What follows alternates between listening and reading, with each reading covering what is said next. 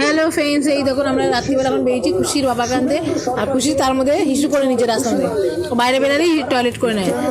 আর ওর বাবা এই তো কাজের সাথে আসলো, আপনাদের দাদাভাই কাজের থেকে আসতে এসে ক্যাটারিংয়ে বিজনেস আছে আমাদের, সে ক্যাটারিং থেকে আসলো আর নিয়ে এখন ঘোরাচ্ছে।